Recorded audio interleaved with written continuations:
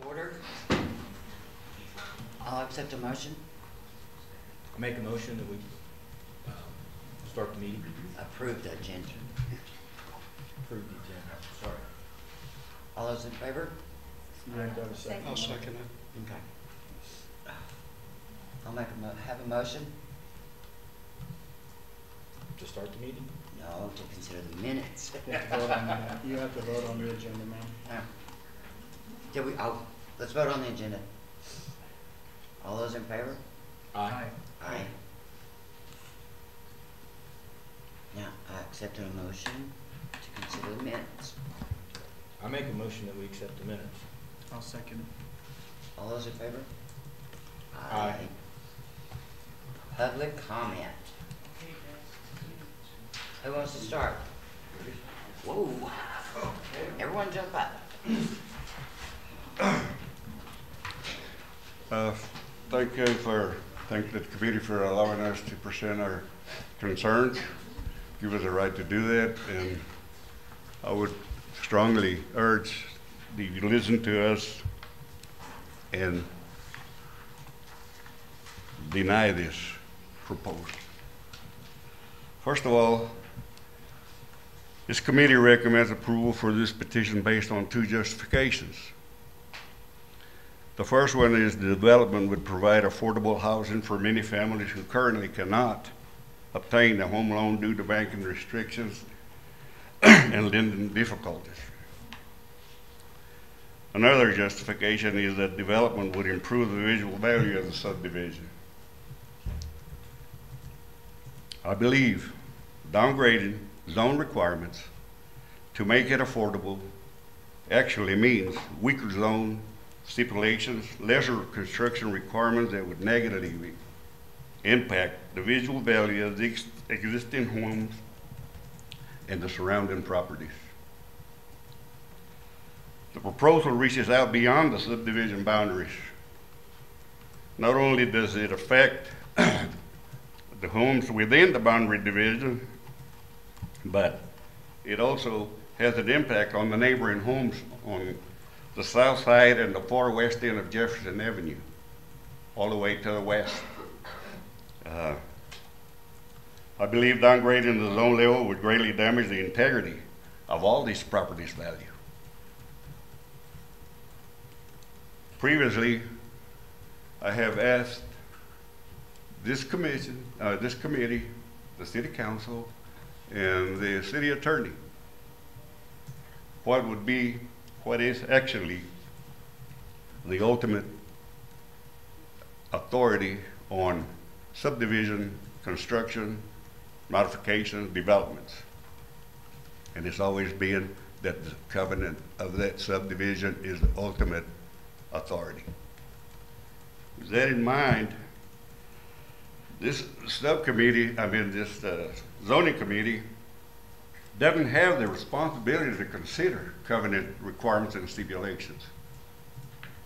But they do have the authority or power to recommend approval of a request that would deviate from the covenant stipulations and could cause degradation or harm to adjoining properties. I have gone through this before. And subdivision protection is a responsibility of the homeowner within that subdivision. That's us. Proposed actions should include existing members of the subdivision, and violations of the covenant must be enforced through the legal system.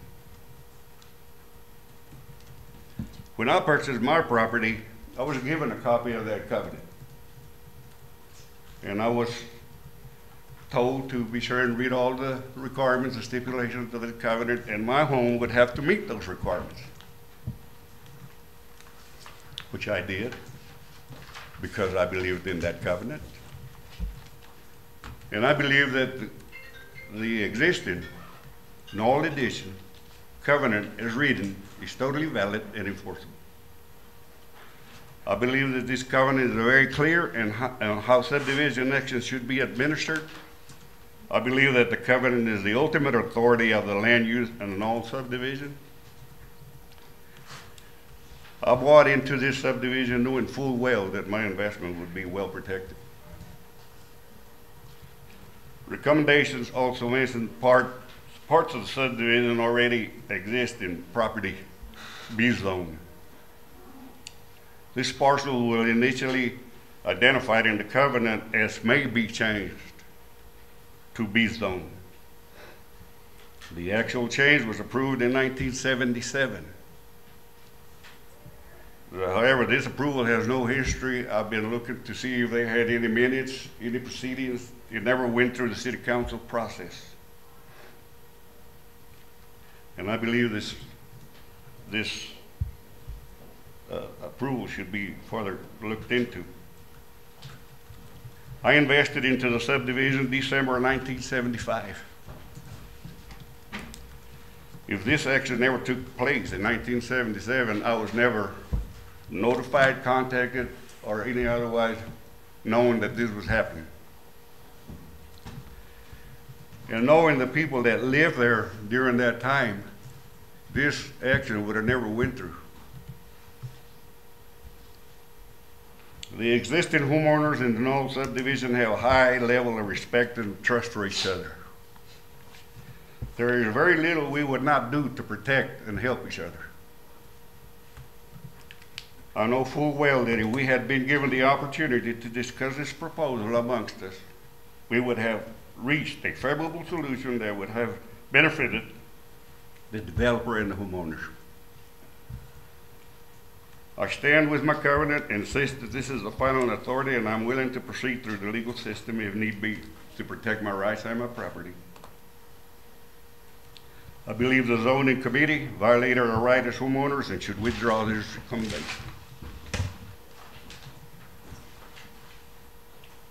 Next. Can we limit this? We need to have your name, and can we limit this to at least 5 minutes? Sure, sure. I'm Jimmy Crawford. And before I get started, I'd like just I'm here on behalf of the rezoning from Zone A to Zone B, and I'd like for all those here that are against the rezoning to stand, please.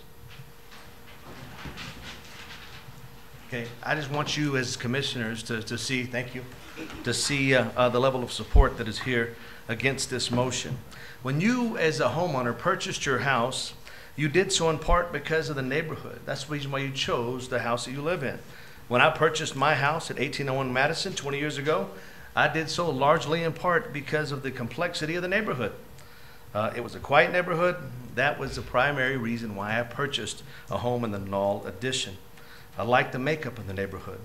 Several years later, a new house was built in our neighborhood, the Knoll addition. It was a house, and we welcomed it with open arms. We welcomed the resident and her family with open arms, and we knew the possibility of more houses being built because of our covenant and because of the zoning that is in place even right now. But the problem is this. We have a problem with building apartments on this land. We have a problem with downgrading the land from Zone A to Zone B. That's why we're here together to speak, unified to speak out against this. They proposed for rezoning for the purpose of 156 apartments that you all are going to be looking at here a little bit later on to the Knoll addition. We believe, as Mr. Balder has said, is a restriction, it goes against our restrictive and protective covenant on file with the Lee County Clerk. We believe that the Knoll addition covenant should be followed by our neighbors. And our neighbors wish to live in an environment that we purchased our homes in. And that is the complexity of the neighborhood that we have being a single family home. Let's deal with real life issues here. When you take a look at the packet that the developer is proposing for you today, there's 136 two-bedroom apartments, 21 bedroom apartments. If you just put 2 people in each bed, that would be 312 people living in such our small area. Also, it's at 216 parking spaces there. That's a lot of traffic. That's a lot of people. Imagine your house. And then the complexity of your house changing in your neighborhood where it will increase by 2,844%. You wouldn't like that, neither do we. There's more complexities to our homes. Some of our homes were built in the 50s, 60s, and 70s, and so some things to consider is, will our existing water lines, sewer lines, gas lines, will they be all acceptable to the new infrastructure being proposed? I, for one, can imagine, especially with the sewer system the way it is, we have a problem with our sewer system here on the side of town that we live in. There's the sewer cleanout is just not too far from where we live, and it gets clogged up on a regular basis. Can you imagine adding maybe 312 people to that existing tax line? That would be hazardous. Our property values, I believe, will also be negatively affected. Imagine purchasing a house, and all of a sudden you're going to purchase a house, and then you're going to look up, and I'm going to have my house sit next to 312 people, 216 parking spots. Who's going to want to do that? We're going to have a couple of ingress and egress options. The answer, I believe, is no one. These are all considerations to be accounted for in your decision today, but I know that there's a lot more to be discussed, but we cannot do so in the 5-minute time frame. Sorry. We have a lot of people. Sure. And I want to let everyone have a chance. Sure. And I appreciate the opportunity to speak. The bottom line is this. We do not begrudge anyone from selling the land in the Knoll Addition. We support Ms. Gilmore and her right to do so. However, we do expect anyone residing in the Knoll Addition to comply with our existing covenant and zoning restrictions of single-family dwellings. We wish to live in an environment in which we purchased our homes in originally, and that is a single-family home environment, not apartments. We, the neighborhood homeowners, feel so strongly about this that we are willing to seek legal counsel and take legal action to protect the spirit of our covenant. So we urge you, the City of Lovington Planning and Zoning Commission, to vote not to approve the request to change the Knoll Addition from Zone A to Zone B. Thank you for your time. Yes. Gary Chapman, 402 North 18th in the Knoll Addition. I do want to thank the City of Lovington and especially our Planning and Zoning Committee for the extra work in providing us the proper notice that they've given regarding this rezoning of the Knoll Addition from Zone A to Zone B. Before my wife and I ever purchased our home from the Powell family in the Knoll Addition, we were told that they would only sell to a family who would be a good fit with the neighbors. Then we were told that there were plans to develop the rest of the property with single-family homes, quality homes. Well, how could it get better? Great neighbors who were interested in improving the neighborhood, and naturally we purchased the home in this Knoll subdivision. I want more housing and development in Lovington, apartments even included in that. But while the proposal rezoning is intended to provide more affordable housing options that would keep more people in Lovington, which of course I support, I'm just concerned primarily with the limited access to this proposed multifamily dwelling. According to the United States Department of Transportation's National Household Travel Survey that was updated May 31st of 2017, the average daily trips each person takes from one point to another in a single day is just over 4, or 1,500 trips a year. We don't know how many drivers will live in each resident. However, just using the parking spaces that are proposed, the 216 parking spaces, that would create an additional 864 trips in and out of this Knoll Addition each day. That is 36 additional trips every hour, or 1.67 per minute. This doesn't take into account peak traffic times. With only 2 access points in and out of the proposed addition, both of which are on West Jefferson, this creates a lot of congestion on West Jefferson, especially since the majority will want to either access or cross North 17th. 17th is already part of the city's truck bypass. This being the case, the additional traffic at the intersection of 17th and Jefferson may require a stoplight, especially during peak hours. Then, of course, are the concerns for the safety of children in a neighborhood. These children, likely attending local schools, will need safe pedestrian right-of-ways, further congesting the intersection of Jefferson and 17th Street. In addition to the right-of-ways, sidewalks will need to be constructed along West Jefferson to provide the children a safe walkway to school. The proposed multifamily complex also needs to have a designated safe area off the streets for the children that will be living there to play.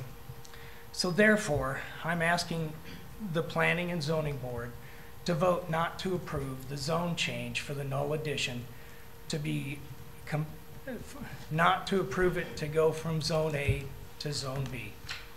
Thank you.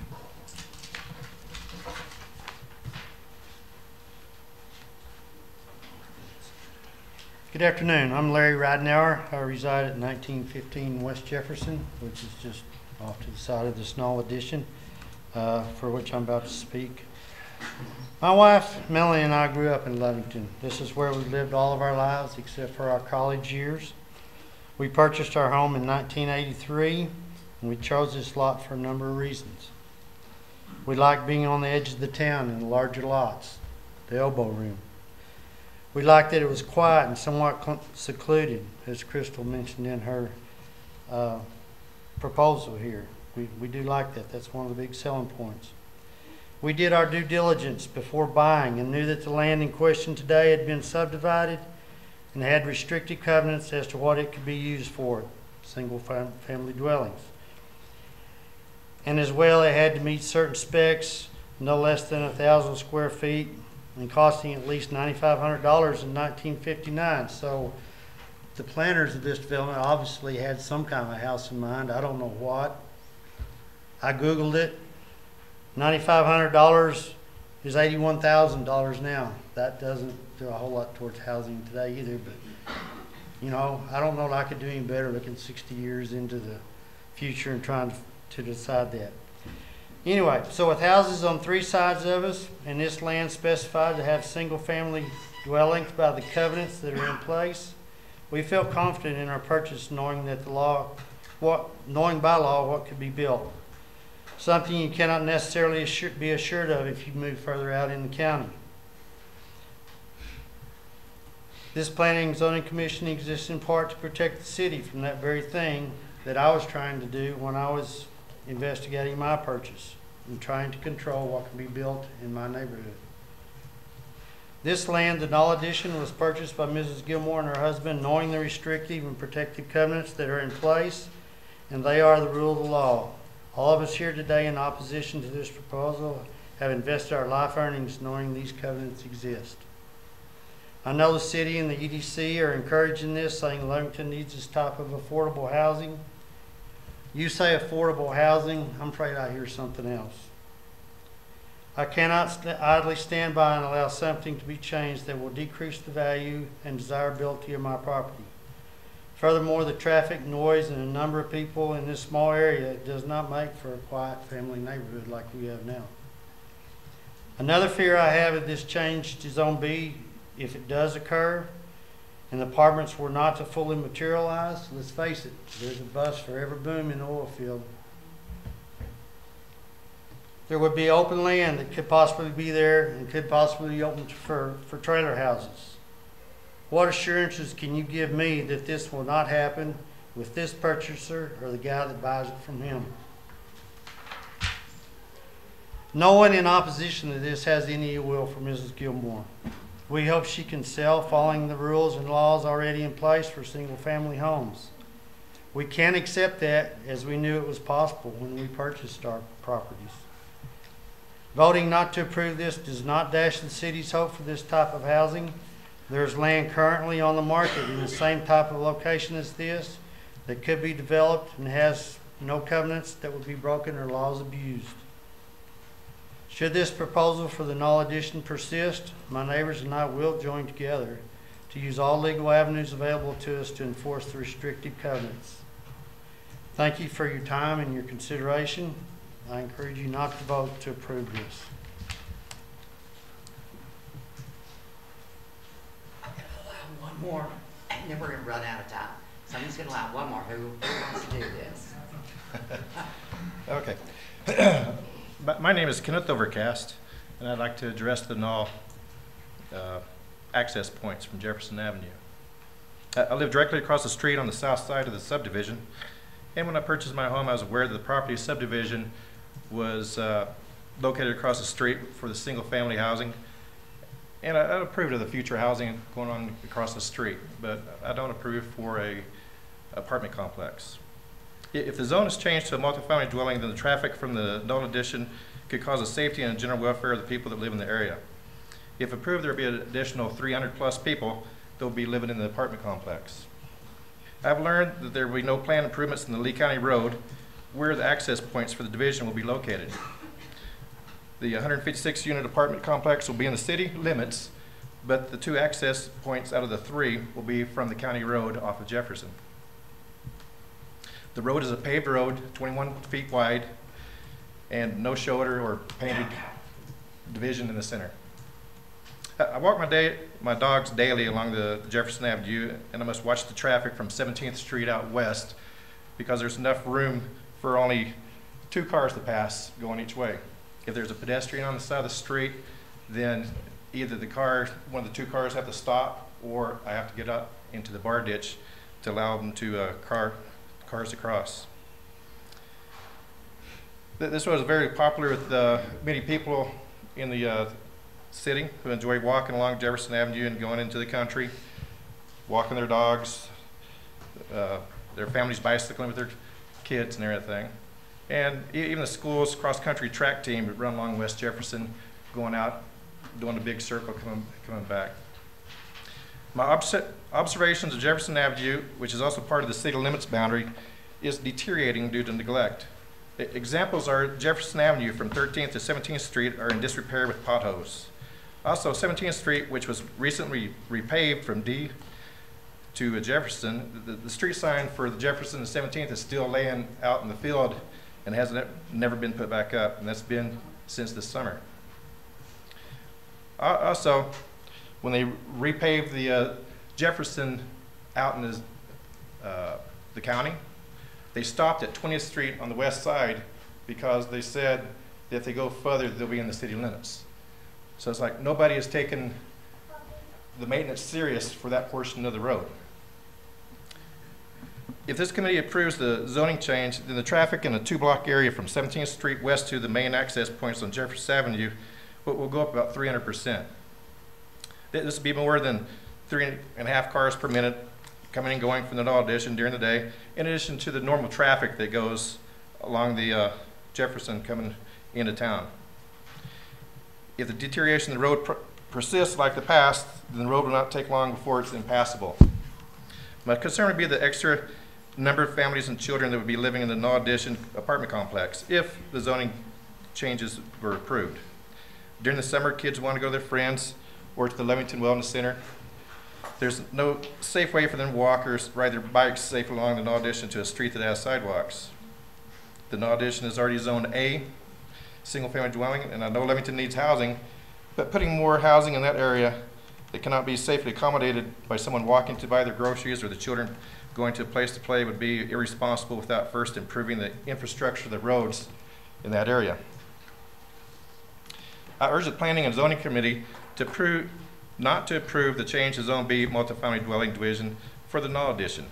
If the city's vision is aligned with the developer and owner of developing a large apartment complex and not abiding by the previous covenant stakeholders, then please have a safety study performed for the area. This will determine if any improvements of the existing and infrastructure need to be accomplished on Jefferson from 17th Street to the apartment complex. The apartment complex will be in the city limits, and 2 of the 3 roads leading to and from the complex is on the Lee County land and out of the city limits. I urge the Planning Committee to agree that since the apartment complex is in the city and the access roads is in the Lee County, that the city would take possession and responsibility for the road. This would reduce the city's responsibility and liabilities of promoting a large apartment complex without supporting any road infrastructure and relying on Lee County support for a city project. If the city supports the development, then they should also invest in the road infrastructure to support and develop for the safety of the city residents. This will be for the safety and general welfare of the future residents and their family in the apartment complex and the residents that already walk and run down the street. Thank you very much for your time. Thank you. Now we're gonna start our meeting. I'll stand for a motion.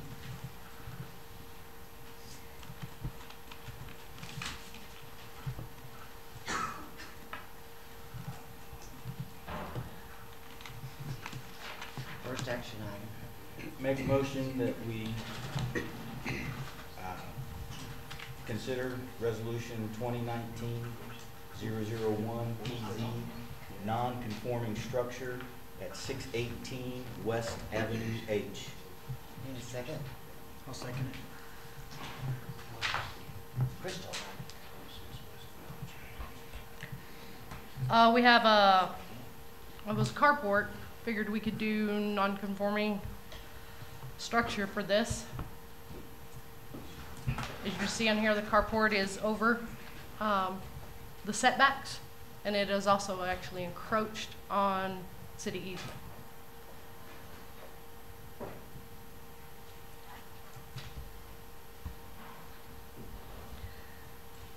The structures have been in place prior to 2/13/2014, which is the recommendation you have to have for non-conforming. They have done more recent improvements, but the improvements were pretty much just on what was existing. There is a right-of-way, still plenty of right-of-way left. That with the non-conforming, we do have the verbiage in there that if the city ever needs that easement, he would then have to remove these structures and bring them up to code. That's the carport and the fence. That is the carport and the fence. And in the front yard it'd be the fence, right? Yeah, in the front yard, it's the little section of fence there. North is pointing actually this way. How far out of compliance was the front fence? I was trying to see it and I didn't. It's actually 14 feet. No. Yeah, 14 feet. The front fence is. The front fence is 14 feet.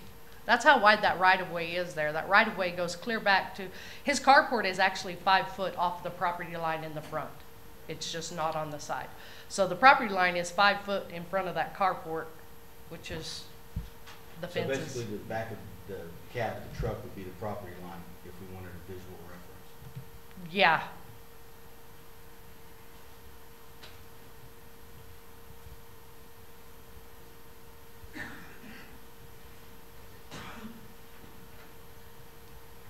The carport was there. There was a large carport there in 1969.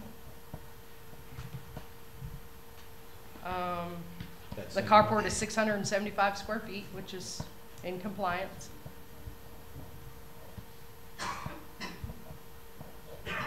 Is the front fence a problem? It's No. that it's only like 2 feet tall, right? It's only 4 foot tall, which 4 is foot tall. what code requires.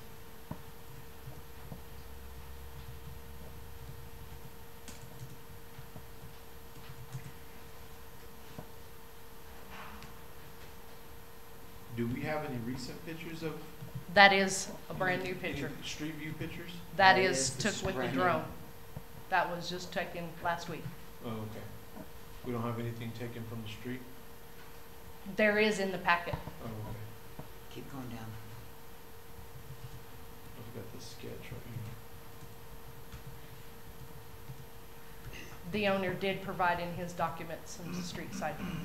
Does that fence inhibit any visual No. line with Slow. traffic? Slow No. at the Pictures are beginning. on 452. How tall is the fence? Yeah, right here. It's The one 10 down foot there. off of the curb, the fence is. It's 10 foot off the curb Oh, okay. on that south side there in the front. And it's, I think it's 12 or 13 foot off of the side on this west side. How far would the front fence have to be moved back to be in compliance?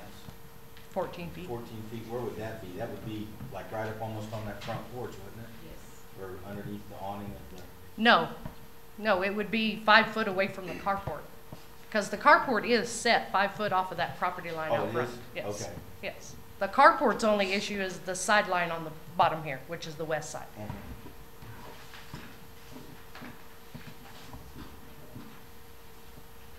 But the front fence doesn't pose any problems. Not that I could see, because the sight line is, the fence doesn't start up until at the carport. And so with our ordinance, you're 30 foot away from the intersection for a sight line, and there's that clearance.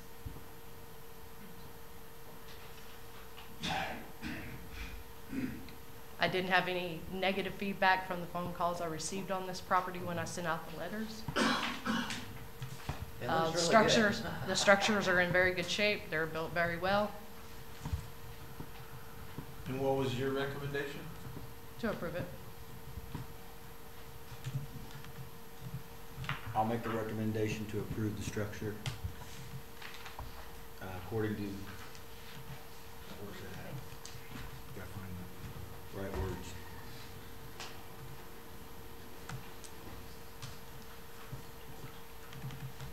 Make a recommendation to approve the variance. No, non-conforming. Non-conformance, I'm sorry, the non-conformance. As stated in the Lovington Municipal Code 17.40.60.6.a. At the county courthouse. All those in favor? Aye. I'll Oh, second it. who seconded Yeah. it? Sorry, trying to get ahead of myself. Okay, all those in favor now? Aye. Aye. Aye.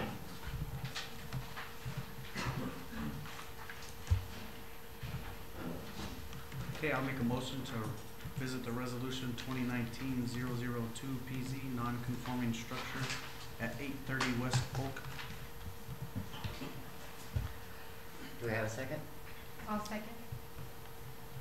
Okay, the owners at 830 West Polk is requesting approval for a non-conforming structure. The carport in the front yard does not have a front 5 foot setback. The structure is in place prior to 2014. The current owner purchased the property with the structure on it. The structure is 13.10 foot from the curb. It has a 3 foot 8 inch setback. So it's just a few, but it's within her property. It's not encroaching. This is the perfect reason we made this code, basically.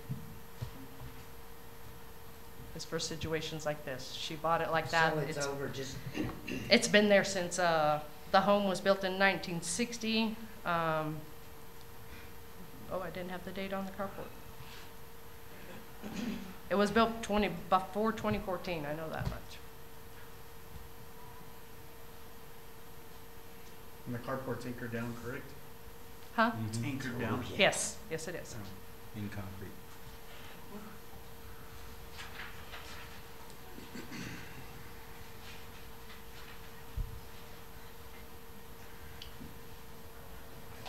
stand for a motion. I'll make a motion to approve the non-conformance.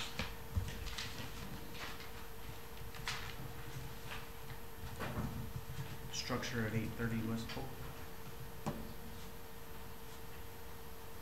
I'll second. All those in favor? Aye. Aye. All those opposed? Next one. Okay, I'll make a motion to visit the resolution 2019-003 PZ, non-conforming structure at 1306 South 9th Street. Crystal. Oh, we need a second. I'll make a second. Okay, the owners at 1306 South 9th Street requesting approval for a non-conforming structure. The carport on the south side, which on this photo is on this side, long white structure there. Thank you. This one right here, that's the carport. And has no 5 foot setback from the side yard, And then they are requesting on the breezeway, over here on this side, on the north side, they have no 5-foot setback on this structure. They were both built prior to 2014. The owners actually purchased this property with both those structures on the property. I think in her letter, she stated what year she bought it. She has come in many times. I know she tried to get a variance a long time ago, and she brought it in, and it never. She purchased it in 2009. Yeah. They didn't have it in the meeting, and they never called her to come back for another one. They never rescheduled it. The meeting was canceled for some reason, and I went through the planning and zoning minutes, and it was never addressed. So this owner has tried to take care of these non-conforming structures for many years, and so she was very pleased that she could be able to get this non-conforming and be approved. I'll make the motion, we approve this non-conforming structure at 1306 South 9th Street. I'll second it. All those in favor? Aye. Aye. All those opposed? I'll accept the motion. I'll make a motion to visit the recommendation of variance for carport at 2009 West Avenue L. I have a second. I'll second. Crystal. All right, 2009 West Avenue L, the owners are requesting a variance. This carport is being newly built. As you can tell, this was taken just last week, and they still have just the waterproofing paper on top. It's found out mid-construction, they actually received a CID permit without my signatures on the permit. So we had no idea. They didn't know they were supposed to get a city permit. They had their state permit. Of course, the state does not make them comply with setbacks. So therefore, they only have 3 foot on this, I pushed the wrong button. They only have 3 foot over here on their clearance for their setback, and they have none up front. It is directly, the sidewalk lines up with the property line, and the front of that awning is directly in line with the sidewalk. So they have 0 setback in the front.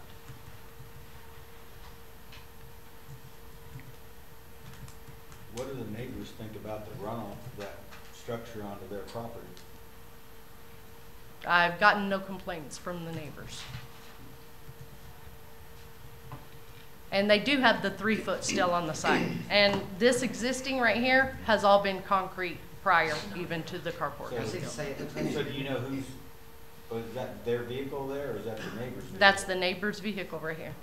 Because the property line, see where that concrete color changes? That's the property line right through there. But isn't the reason that we have the 5 foot setback so that when you have runoff of the structure, you're not dumping it on someone else's property?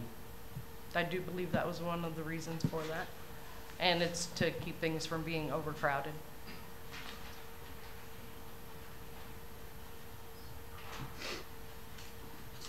But they've not complained, the neighbors? I have gotten, again, I sent out letters to all the neighbors on this, that the variance was gonna be, heard tonight, and the phone calls I got, in fact, I didn't get any phone calls on this property. I did receive some on the others, just wanting an explanation of what non-conforming was. But this one, I did not receive any phone calls on. So is it just that the people aren't aware of the codes that we have in the city of Lovington? Do what? Is it just that the people aren't aware of the codes that we have in the city of Lovington? Is there any way that we can make people aware of the codes in the city of Lovington? I have been working on that diligently. I'm trying. Because something needs to be done, definitely. I've put letters in the mail that anything you're building, tearing down, anything, I've put flyers out. Right. That Because I can understand that. I can planning and understand on existing buildings, the people when they buy it, if it's out of code, real estate companies should be aware of that. And I would believe.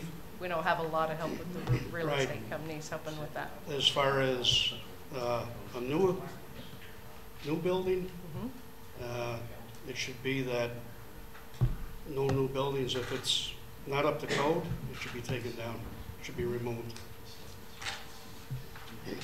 That's Uh, why we you need- guys are here. But we need to make people aware of that. If people aren't aware, then we need to make people aware. So he's right on the front, at the front, right? Yeah, he has 0 setback at the front. And there's just enough room to get his vehicle underneath that carport, right? Yes.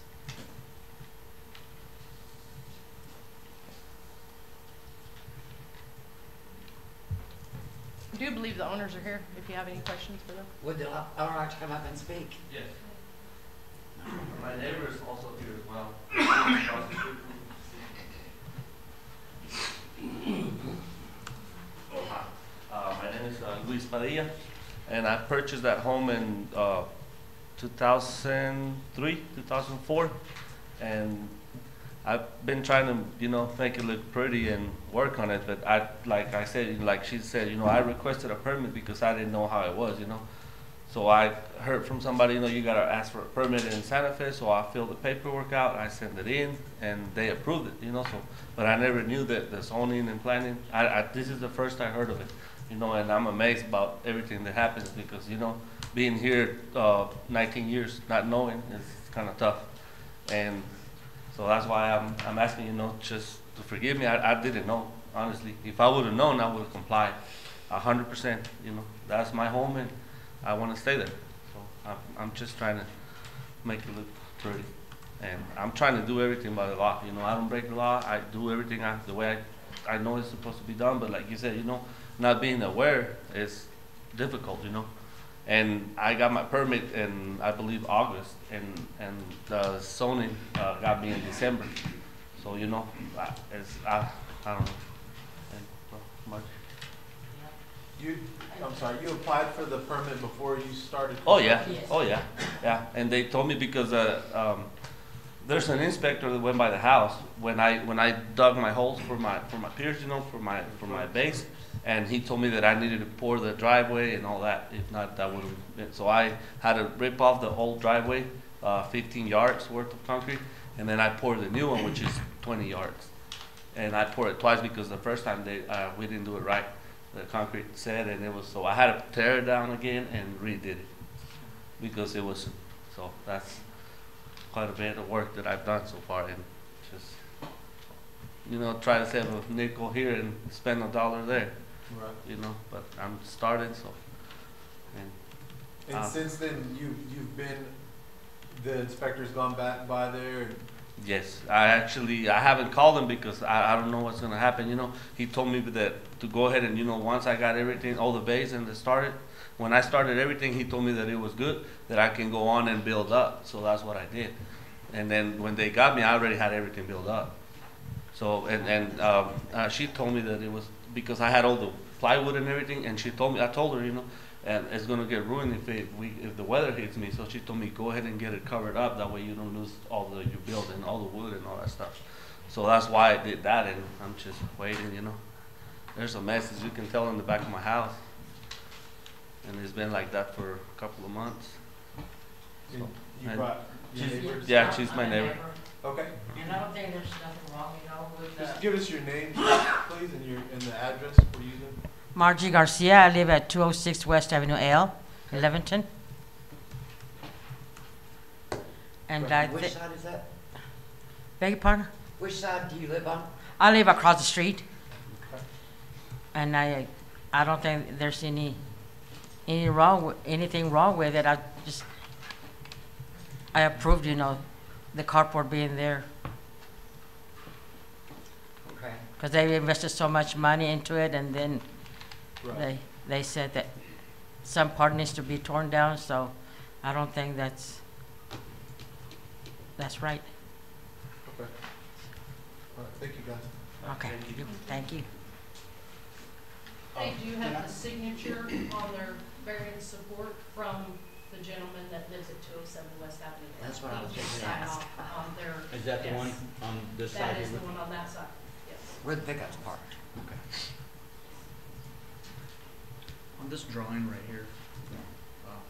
And also the note, the carport Is that the one above this one? that was another reason for the variance, it is 30 That's your foot piers? over No, no, the allowed, we allow 720 Does that show a for 5 foot carport, setback? and it is 750 square. I should say it looks a little bit bigger. I think that's showing the side. This is his width right here. This is what the state approves, right? So why doesn't the state tell them that they have to get a city permit? Crystal. Why doesn't the state say they need to get a city permit too? They're supposed to, my signature's supposed to be on that application before the state will approve it, and the state approved it without it. They gave me a copy of their permit. They gave me a copy of their application. Huh.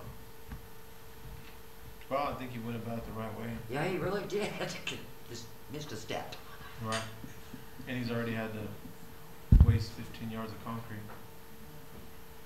I'll make a motion to approve this variance with no front yard setback, 3 foot side yard setback, and the carport size is 750 square feet, with the condition of no future modification unless brought into conformance with the current city municipal code.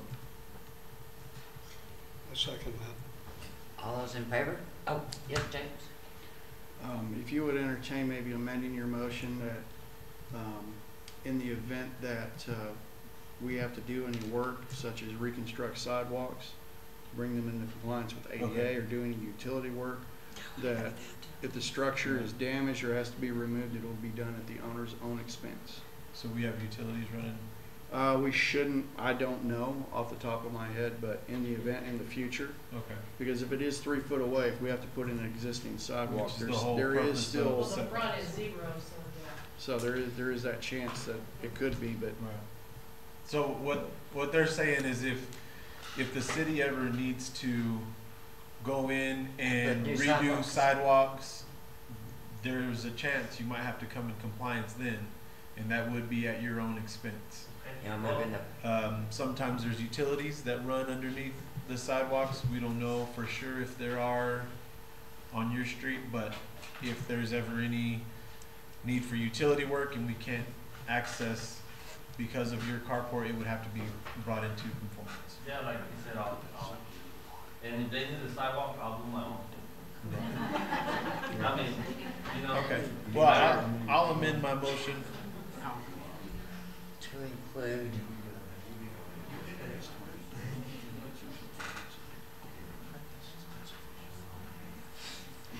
Okay, I'll amend my motion. okay, just, you can just say as Right, recommended. as recommended, yes, sir. on the city manager. I'll second that. All those in favor? Aye. Aye. All those opposed? Okay, I will accept the motion. Okay, I'll make a motion to revisit the recommendation for change of the Null Addition zoning from Zone A, single-family dwelling, to Zone B, multiple family dwelling. Okay, Crystal. Oh, I need a second. I make a second. Okay, this is the existing Null addition. Outlined in red is the A zone that exists there. Outlined in yellow is the existing B zone. Had the owner and the developer approach me about changing the zone so they could develop multifamily housing. In order to even come before you, I told them we had to have some kind of preliminary. This is not their actual design. This is a preliminary of what they kind of think they could do with this property if the zone was changed. Did we have that? No? No, we didn't. Okay. It's in your packets. Okay, In the owner letter? yeah, Yes. drawings are on 41 of 52.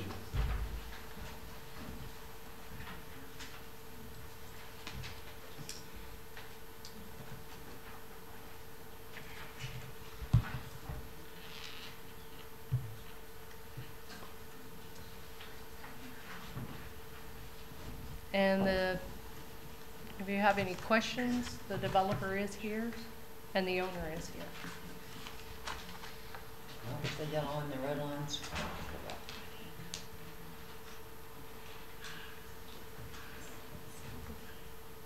The existing yellow line is what? That's B zone in that area up there. Which is Colonial Drive. Just south of, in the Null Edition, those few lots are B zone. which is multifamily. Yes.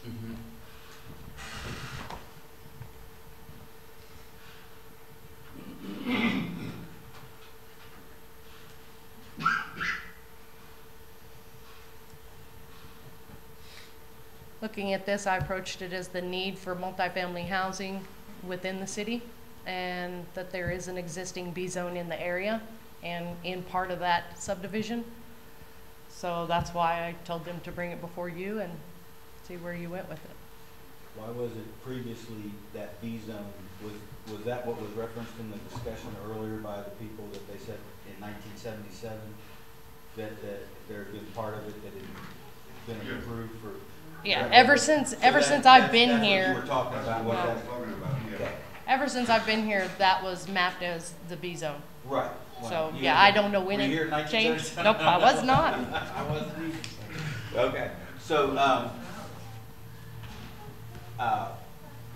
I want to address a couple of concerns that were mentioned so I have a better understanding. Is that pickup station on the corner of Jefferson and 9th Street, does that take care of that part of the city? Is that where the raw sewage would flow down? Because I see them guys there all the time doing some kind of work. Actually, that doesn't, as far as I know, that doesn't collect everything from that particular area. I would suspect it does take it from Jefferson. However, I did contact the wastewater foreman. We did have some issues with it, but it wasn't due to a volume problem. It was due to an age. We did fix it. The other day, I believe it was about 2 weeks ago, they were over there, and they had to replace a motor in one of the pumps. But that's just associated with normal wear and tear. But other than that, yes, we used to have that problem because only one side of the lift station was functioning correctly, but that has been since corrected. So going with their, let's take their outside estimate, they have 312 people you're adding, and would that pump station handle their refuse? I couldn't give an answer for that. I would have to contact the wastewater foreman.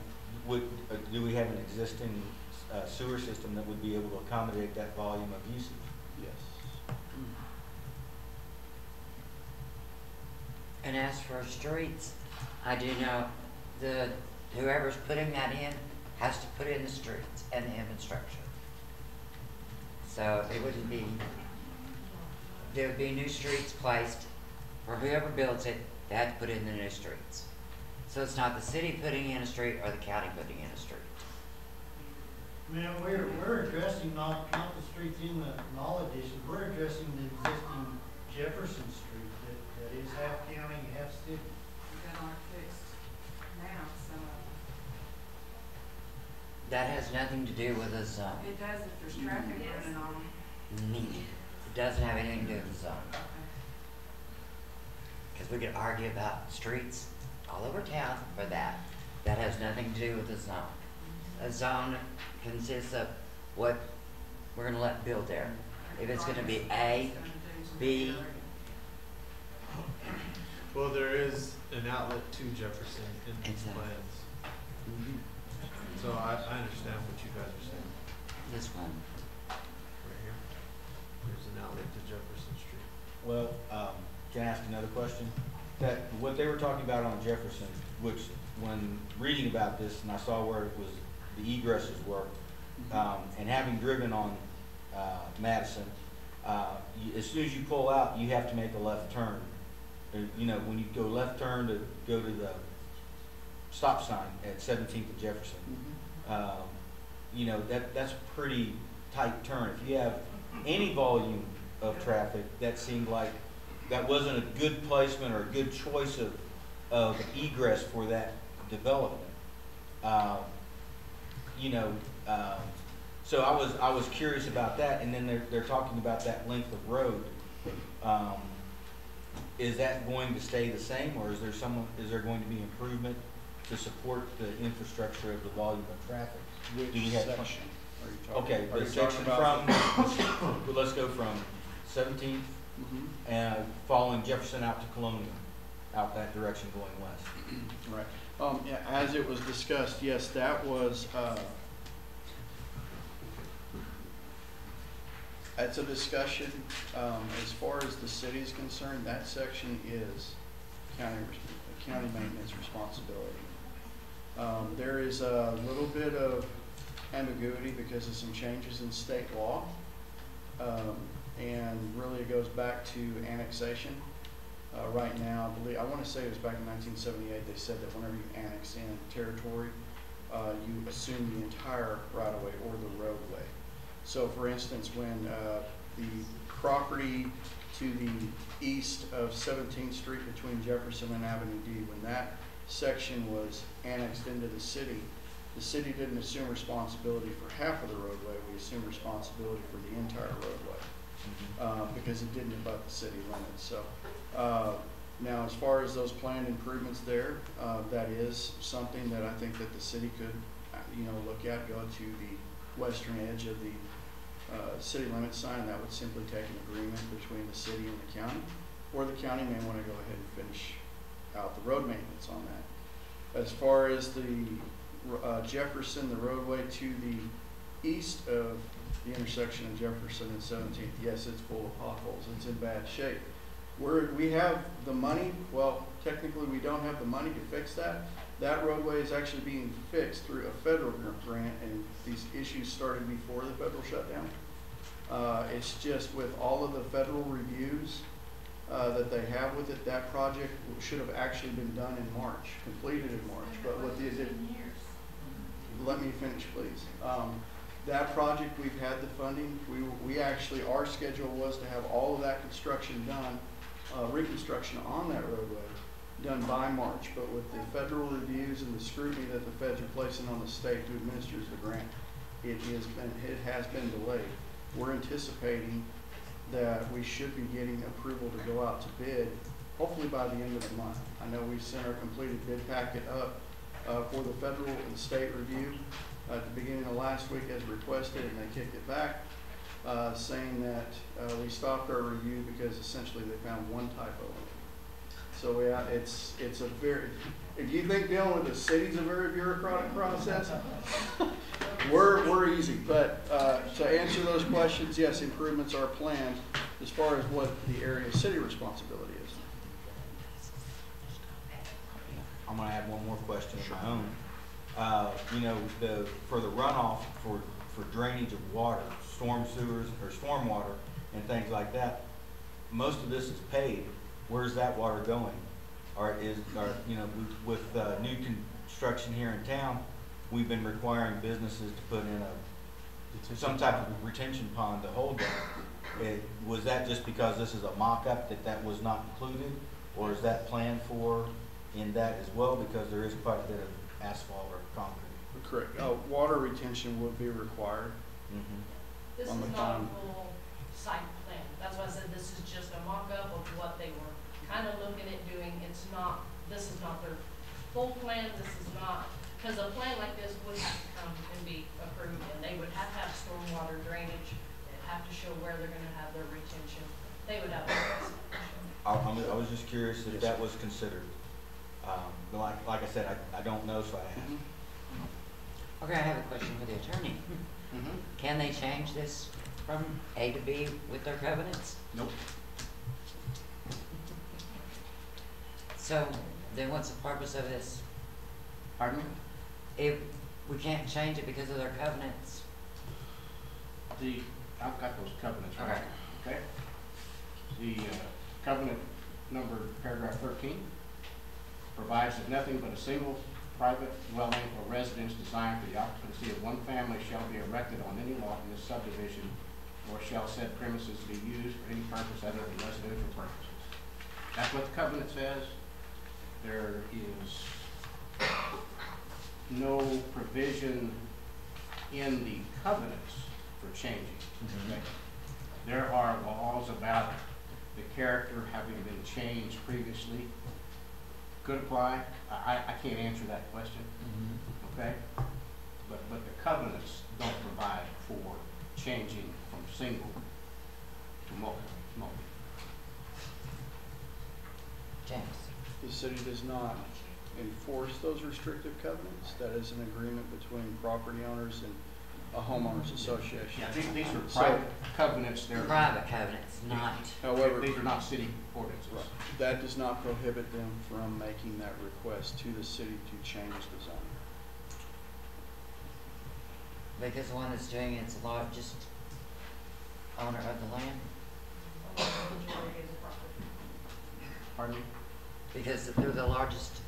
No, you're thinking annexation. Oh, yeah, dude, look at that. I keep getting mixed. And you said the developer is here? Yes. Can you Speak to the developer. Oh, he feels like, yeah. just state your name and just tell us a little bit about what you got going on? Sure. My name's Kent Hebbis, and I'm actually helping Nalene with the Knoll addition. And we actually approached Nalene about 7 years ago, based off of the current plat and restrictions, trying to do single-family homes in that to improve Lovington. First off, I'm from Lovington. I grew up here. I graduated from here, so I'm all too familiar with Lovington and booms and busts and oil field and everything. One thing that does sadden me is to see that even in a boom, that more businesses in town got boarded up than they did get opened. And so what we do want to do is we've heard from people about Lovington needing stuff and also being scared of change and things like that, and opportunities passing Lovington by. So, you know, it's never been a question to where housing is needed in Lovington, because whereas you may have 2 people in a bed in one of the units, the average family that I know of in Lovington is 4 people per household anyway, so we're really not increasing that load by much. And again, this is preliminary. It could be a little bit less, but it will not be any more than this amount. And so we have proposed this because whenever we did visit with them about the single family, the cost of infrastructure in Lovington, as far as roads, construction, state guidelines and everything else for workers, it makes it almost impossible to make a profit doing a single family from a building standpoint in Lovington, which is why you see so many of our builders right now not developing new land. They're trying to use land currently developed in, which we have a shortage of there. So it's not for lack of effort that we tried to do this. However, you can't run a business if you can't make a profit. And so 7 years later, we've visited with Nalene and said, you know, the land's still here, still sitting vacant since 1977, not used, not increasing gross receipts, tax income, or anything else. So we figured instead of letting the land be wasted and letting Lovington dwindle even further, at least try to do something positive with it. And you guys have not visited plans on anything regarding single-family dwellings? We tried that 7 years ago. I mean, the cost is just, there's no way to make money with the amount of units you have to have with the easements, the setbacks. That's the reason why we have to try to get as many units as we can just to make cost.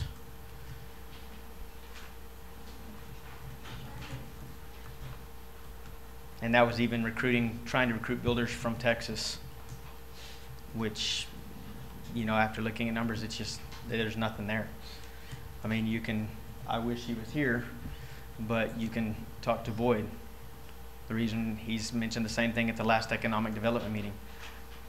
You can't afford to develop the ground and everything else. You're almost $1 million before you even get the slab up for one house because of road and sewer and water and utilities. And I don't know very many people that have that kind of deep pockets, but not very many, and obviously none that have tried to do anything differently with that land for 50, 60 years.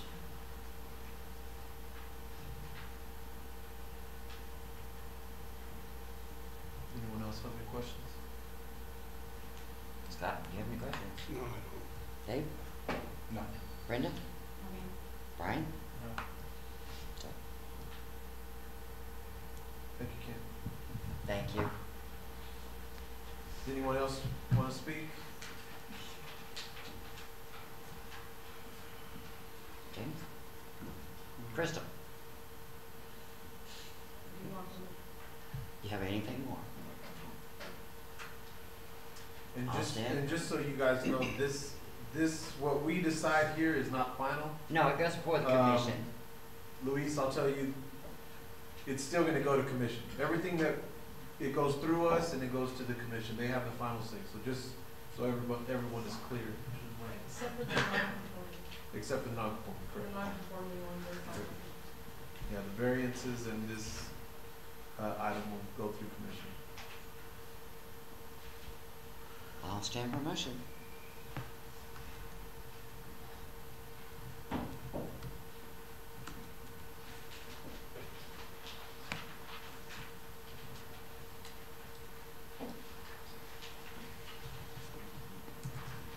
I'll make a motion not to approve from going from A to B, letting it remain according to the covenants. James, if there's a lack of a second, does it go straight to the, if this dies at a lack of a second, will it go straight to the commission? Yes. Yes. Since it's simply, this would be a motion to recommend it or deny approval. So if nobody seconds it, it does die, and then it would go to the city commission. And they'll decide.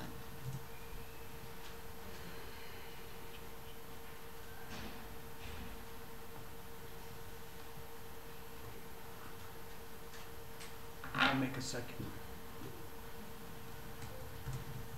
All those in favor of not approving this? Say aye. Aye. Aye. Right? Aye. It's made. This will go to the commissioner for their approval or disapproval. Board of, I don't vote. I abstain from this one.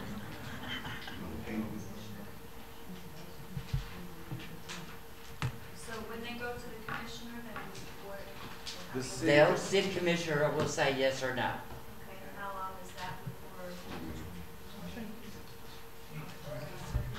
When will it come? March, or January 28th, meeting. Oh yeah, I'm trying to advance into March too, let's get there. Okay, next. James.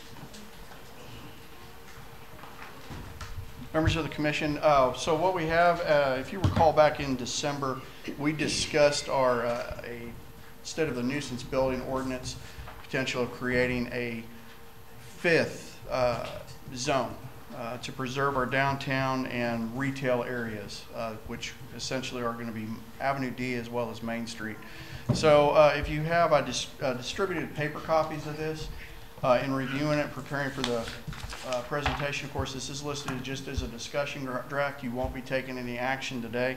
We made a couple of other suggested changes, so I'll walk you through this today. Of course, the purpose is essentially to protect, preserve, as well as the enhancement of buildings, property, structures, sites, and all of the accessory or appurtenances used for commercial purposes that generate gross receipts tax revenue for the city of Lovington. This area, of course, would start on Main Street.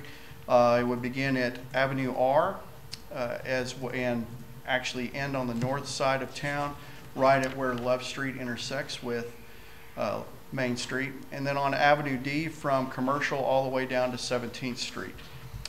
This essentially is where the focus of a lot of our businesses are. So this particular district, of course, preserve, protect, and enhance. You know, we're one of those communities that does have a historic downtown area. Has a certain character. We want to preserve that. But to be completely honest, this is the area that funds the city.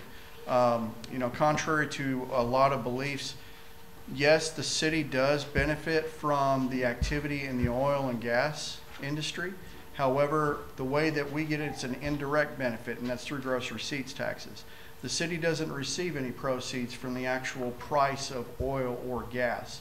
There's no revenues that we obtain for it. So an individual who, you know, active employment, new companies starting up, we rely on the gross receipts taxes generated by the service companies or the employees going out and spending their money locally.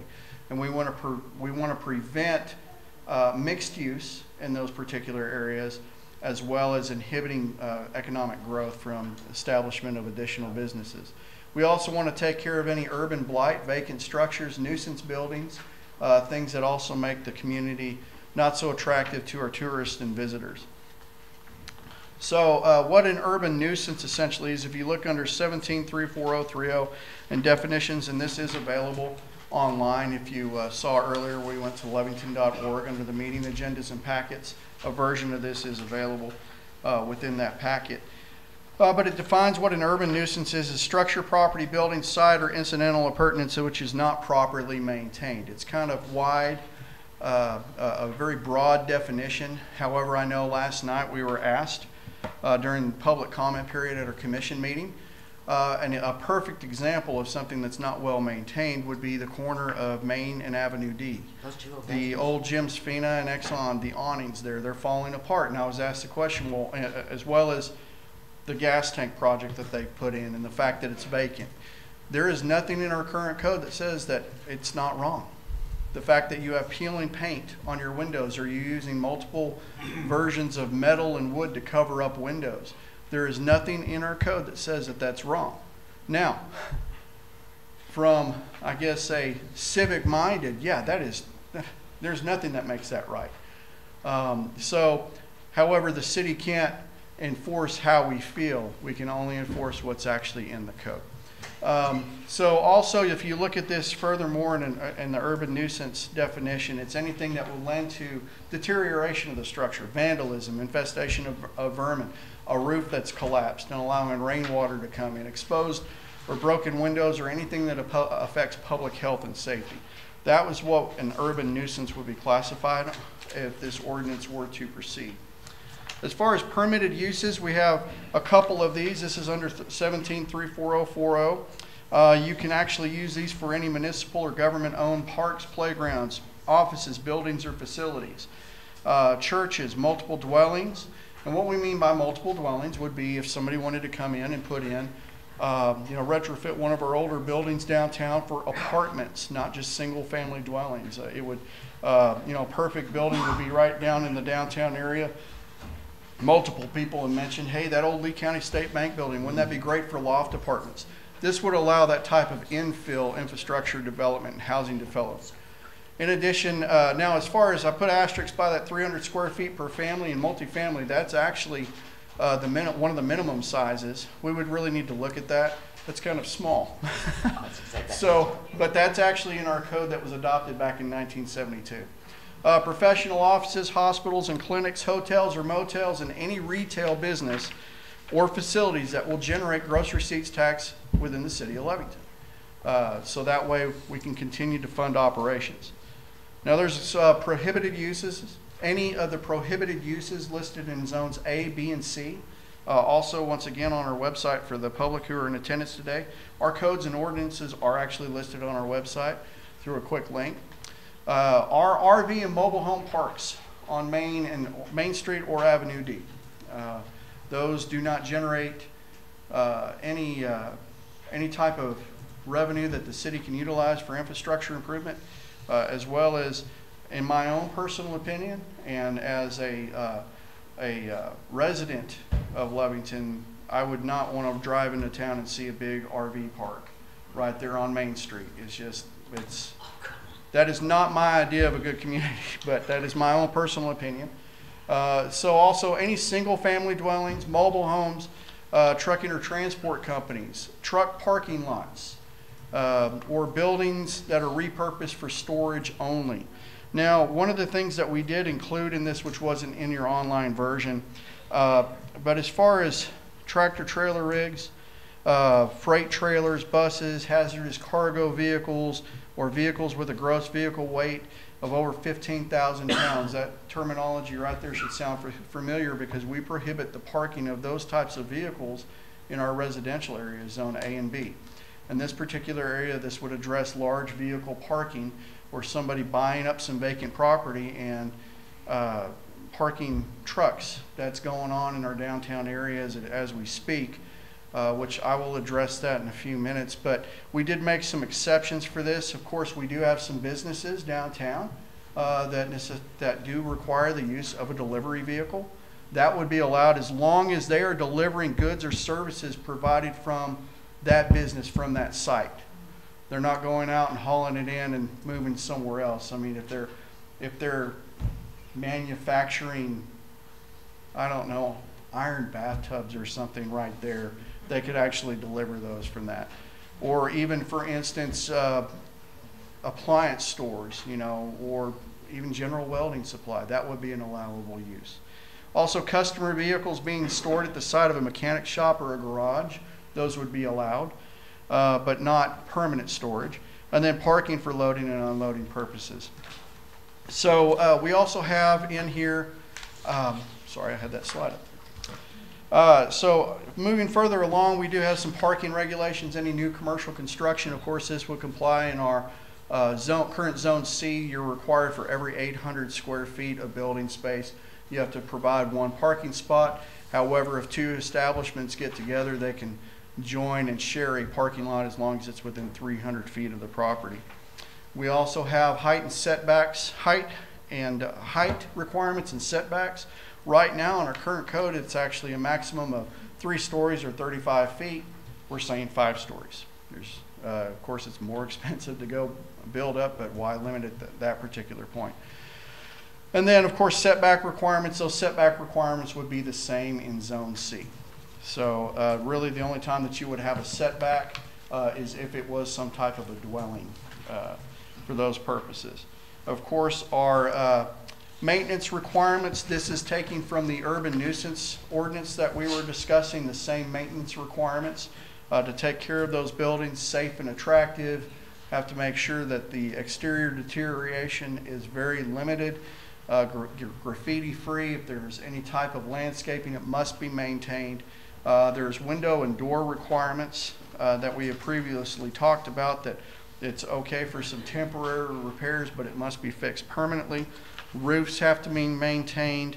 You make sure you have adequate pest control. In the event of awnings and signage has to be maintained and not broke, as well as your roof maintenance. There is security requirements as well. Building has to be secured, so we don't wind up with other issues such as weather or individuals doing undesirable things inside, like setting fires in vacant buildings. We also have a process for abatements of nuisances. Hopefully, you know, of course, we do have a mechanism in place for violations of this chapter. You would go through the municipal court process. However, as we've said before, there's a lot of people who would prefer to just get cited and keep going back to court and paying those fines rather than taking care of the issue. But we would have, this tool would allow the city to actually address some of these nuisances following our abatement process, where we provide notice to the owner, and if they don't comply within X amount of days, we actually hire a company to go in and take care of that problem. We then turn around and send the bill to the owner, and if they don't pay that bill, the city pays it, and we file a lien on that property. That is one of those components there. Now, one of these, as I had previously mentioned, we already have some properties that are not in conformance with this. This is not going to create change overnight, because one of the factors you have to remember as far as changing zoning or doing something like we would like to do with changing a zone, that if it was an allowable use before, it has to, until the property is sold to another person, the existing use remains in place. So if we have somebody who is actually operating a trucking company out of their property on one of these identified streets, that is an allowable use in the commercial zone, which all of these areas we've been discussing are commercially zoned. That use will continue until that property is sold. So I think that this would be a good start, and I know we've been talking about this for about 6 months. We went to the commission and discussed this, and then prior to our December 12th meeting, I believe it was, one of our commissioners did approach me with, what can we do to fix these two particular options? So that's where we're at right now. But I would hope that all of you took your holiday break to review this stuff, and we would stand for any questions. So we need to change the size on the 173440 Of the dwelling, From 300 to what? 300 to what? So let me pull that portion of the code up. I was trying to keep track of where we was going with each one.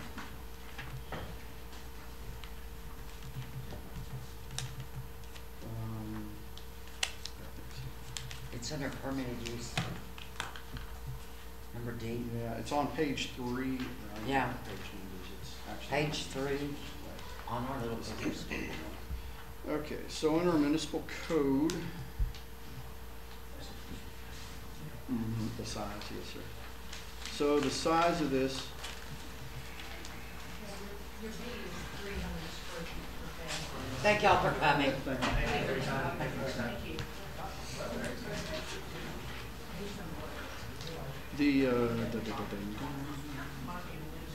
actually, that's in zones, no, it's in zone B. Zone B is 300. Right, so what this says is that, in a multiple dwelling, it contains a floor space of not less than 300 square feet per family. However, right above that, 2 family dwellings containing a floor space of not less than 600 square feet. So basically what they're saying, even in multifamily, you only need to build a 300 square foot apartment for a family. Now, That's New York standards. yeah. I don't even think. No, they're smaller. Houses used to be way. So, I'm from I New don't York, know. no. Feels more like Holland. Right, right. Japan. So I don't know how that would affect, I mean, we could increase that, but that's actually in our current multiple family dwelling. What's the number article that we're looking at? We're actually on 17.450 or 17.34.040, but I'm referencing our existing city Okay, that code. was what you had up there, it said 300 square feet. Correct, that's actually what our existing code is right here. So what do they recommend, James? Do you know? I don't know, I've just actually, where we got that was from our existing code, and I really don't know, I didn't have the opportunity to go and look at others. This code's very similar, I think, to the city of Roswell's, and a lot of communities in New Mexico have basically used this as like a template. We need to leave that door open. Yeah, she didn't close it, somebody else did. It's like, okay, we got those Tuesday. They freak me out. He's afraid to be in here with you. Yeah. But that's something to consider, is do we want to increase that floor size, that floor space size? I would think that it would be reasonable to do so because Yeah, I nobody's would gonna too. live in a 300. That's awful small. I mean, that's like a pop-up camper, right? Well, That's even my in our- bathroom. Even in our single Okay, family so- dwelling, they're 800 square feet of floor space And what was is that? the minimum. In a single family. Single family is 800 800. is our minimum. Oh, that one's up Would we want to say a minimum of 625? That way you could accommodate the same. Yeah. But you're Well, getting when more. you're Right, looking right. at Trailer the court or type of RV infill park. that we're Right, looking yeah. at to do in Because these what I did was I areas, went around and you cut and want paste to and be that's able to have like old studio antiquated. apartments and things like that. Yeah. And studio apartments could be pretty small. Right, they're small. Yeah, that's what I was You saying don't about. want to make it too large that developers are not going to put in studio apartments. Well, that's what I was So- saying, That's where you need about it. 600 square feet. Yeah, wouldn't that be? Joe? Because like you could take the You're a use construction the National junkie. Bank building example, and you could easily put 3 of those apartments in there, probably 4, 2 on the top, you know, and that kind of stuff. So if we change it to 6, would that be too much? Or? I don't know, I think that would need to take a little bit more research. I think, one, Right. talk to realtors, but also look at other codes and see if they bump that up, because, yeah, this was written back in 1970-something, when we adopted zoning. Yeah, that was when you, Well, people were 2 family smaller. homes. There were a lot 300 smaller. square feet is about the size of a dorm room. Yeah. Yeah. Yeah, Jared, Yeah. that's a dorm room. That's a dorm room. But we know we can get 2 people in it. Right. Ooh. I went to school a long time ago. Now they have to have 1,500 square feet. Why don't you look into that and we'll see which one works. So I guess one of the other things is there any additional permitted uses? Is the first question. I didn't really- Second was any additional prohibited uses?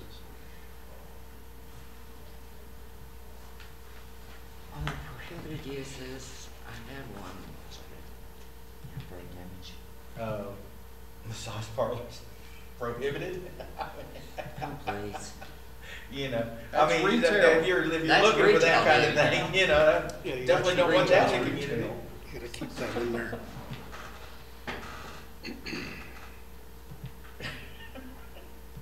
Um, I asked this last time, does this have anything to do with, LED signs?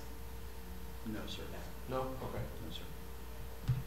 That would That, fall into. if you remember at Alamogordo, I know right now they're putting that stuff on hold because There's a lot of there is them. some legal action going on with it.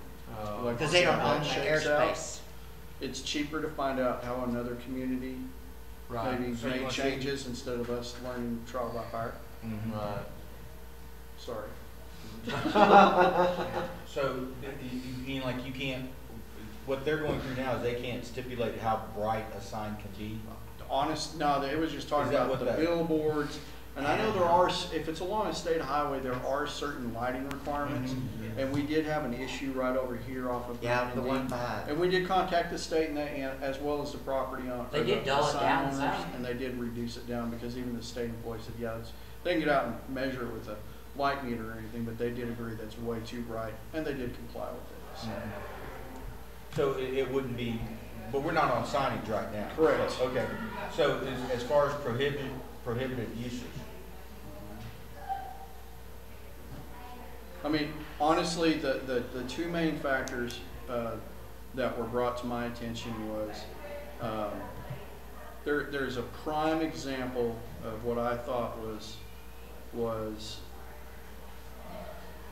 poor movement forward for the community when a private individual owns some property right along Main Street or with easy Main Street access, and the city was actually willing to purchase this property. And of course, you know, for us to purchase property, it takes a little bit of time. However, in order to make money fast, they sold it to another individual who wound up putting in a single wide mobile home, which is perfectly allowable in that district.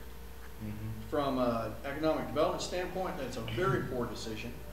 But, you know, from a private landowner, I mean, can you fault the person? No, because did they do something that was against That's the law or the wrong? one. No, it's just one of those things. How do I want to help my community? But the other thing is, you know, the usage. We've received numerous complaints about a business in Lovington that it uses transport trucks. And those are parked right almost in the middle of town. And they want to know, well, they shouldn't do that. There's nothing in our code that says they cannot do that. But would this address that particular situation in the future? It will. It won't change anything immediately. yeah, immediately. But in addition to that, our RV parks, I know that this body here, as well as the city commission, we did change the RV park ordinance. However, there's plenty of opportunities still for individuals to purchase land in this area and convert them to an RV park, and there is nothing that says that they could not do that with the current code. So Well, this is just to preserve it so we can actually have more stores or restaurants come in and develop it, but also with these maintenance requirements to get landowners or property owners more agreeable to working with whether it's a young entrepreneur who is here and wants to start up their own business, or if it's actually a franchise opportunity that wants to come in to get them primed and ready to sell. But also part of that is you want to come in and you want to make the community attractive. You don't want to see boarded up buildings. You know, will this help with the, I hate to be tagging, the tractor trailers parking down? Yes. In that parking lot? Good. Sorry. are we talking about the gas station, or are we talking about the guy that's got the truck repair? Neither one. Oh, okay, didn't know. It's right there in a parking lot that is not too many businesses there. Okay. They use it for storage. and the rest is used up by trucks in the evening. The only thing is, would that be considered grandfathered in until they sell it now? I'd have to actually look at it. It really depends, you know, if they're just using it for storage of vehicles. No, it's not for companies. I don't think that would hold water And for. are these vehicles that transport like water and oil and things like that? Yep. Does that not pose a threat or a hazard to the community? No, sir. I've already inquired about that angle and was told, nah, no, it's not. Yeah. Was there anything else, James, besides those? I think you've done a pretty comprehensive list. I like this, I like it can't a lot. think of it. Okay. Well, what I would like to do is still think about it. Please send me comments, call me, Okay. text me, email me. I don't know any other means to get it, but come by. I'll give Can you I a ask cup of one coffee. on that maintenance? Is it how it's gonna affect All Jacks? You know, they've had them awnings up, and I know they tear every summer because of the wind. It's the cost of doing business. Yeah, all right. They're gonna have to You know, keep it it's up because to- somebody could use the same argument. Well, Yeah. their awning's torn, the weeds grow. It's nature that does it. Yep. Yeah. So, I mean, it is, honestly, it's I the hate cost weeds. of doing business. You missed your call as a lawyer. I learned that phrase from. But what I would ask is think about it, really read through this, and who knows, there may be something that we think about at 2 o'clock in the morning as well. Write it down so you don't forget. Okay. But, I would like to at least potentially bring this back for further discussion, and maybe have the opportunity for action to present you guys the ability to provide a recommendation to commission. We would have to take this now, since this is a zoning change, we would have to mail this to individuals within the affected area. That's anybody. And it's all zone commercial, so that's a very small segment, but we would have to, once we get the permission from commission. Does it stop on 17th? So, yeah, this would only affect properties within the city limits. So, yeah, the area of 17th from like roughly, I want to say it's Little Steps up Yeah, to Little 17th Steps on this that, way. on that south side, that's outside the city limits. So, Just a real quick question. What Sure. about if someone were to purchase an existing building, and just for grins, the one that's by the suntan place on, okay. across from the theater, and they decided they wanted to make it into a private residence, would that be prohibited? Yes. Or, okay. Unless they made it 2 apartments and Correct. they lived in one and rented the other. That would be an allowable use, yes, sir.